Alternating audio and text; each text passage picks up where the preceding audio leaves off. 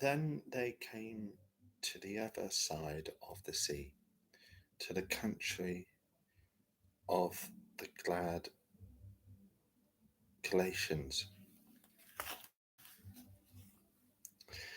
And when he had come out of the boat, immediately there met him out of the tomb a man with an unclean spirit, who had his dwellings among the tombs, and no one could bind him, not even with chains, because he had often been bound with shackles and chains, and the chains had been pulled apart by him, and the shackles broken in pieces.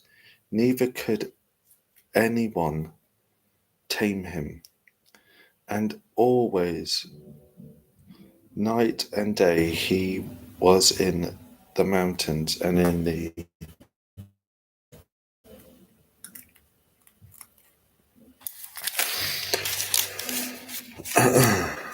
tombs, crying out and cutting himself with stones. When he saw Jesus from afar, he ran and worshipped him, and he cried out with a loud voice and said, "What have I to do with you, Jesus, Son of the Most High God? I implore you by God that you do not torment me." For he said to him, "Come out of the man, unclean spirit."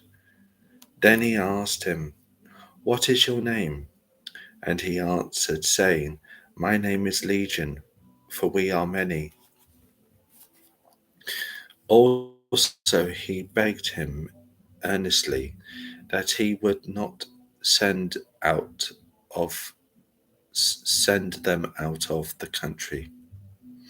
Nor a large herd of Now a large herd of swine was feeding there near the mountains.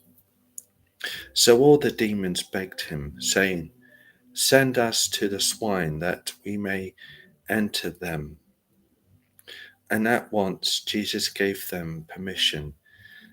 Then the unclean spirits went out and entered the swine. There were about 2,000, and the herd ran violently down the steep place into the sea and drowned in the sea. So those who fed the swine fled, and they told it in the city and and in the country, and they went out to see what was that had happened. Then they came to Jesus and saw the one who had been demon possessed and had the legion sitting and clothed in his right mind, and they were afraid. And those who saw it told them how it happened to him who had been demon possessed, and about the swine. Then they began to plead with him to depart from their region. And when he got into the boat, he who had been demon possessed begged him that he might be with him. However, Jesus did not permit him, but said to him, "Go home to your friends and tell them what great things the Lord has done for you, and how he has had compassion on you." And he departed and began to proclaim in Darnasi all that Jesus had done for him, and all marveled.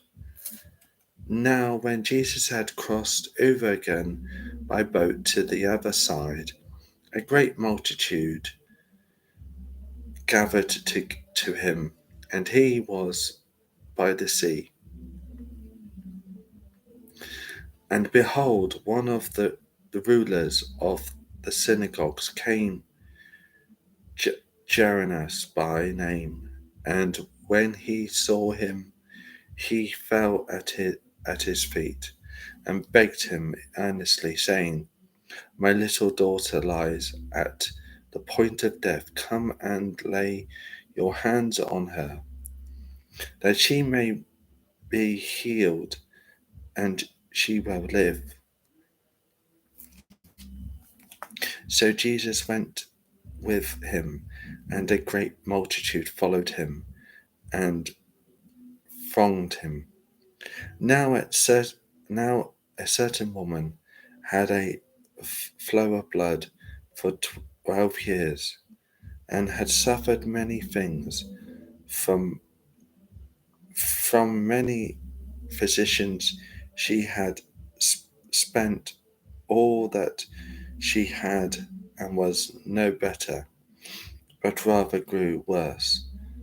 When she heard about Jesus, she came behind him and in the crowd and touched his garment.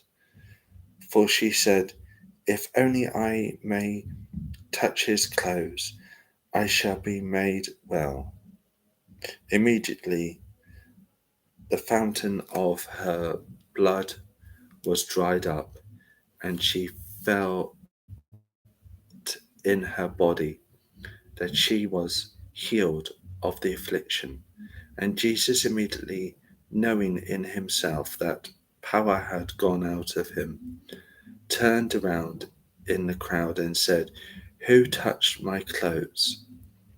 But his disciples said to him, "You see the multitude thronging you, and you say, 'Who touched me?'" And he looked around to see her who had done this thing. But the woman, fearing and trembling, knowing what had happened to her, came and fell down before him and told him the whole truth. And he said to her, "Daughter, your faith has made you well. Go in peace and be healed of your affliction."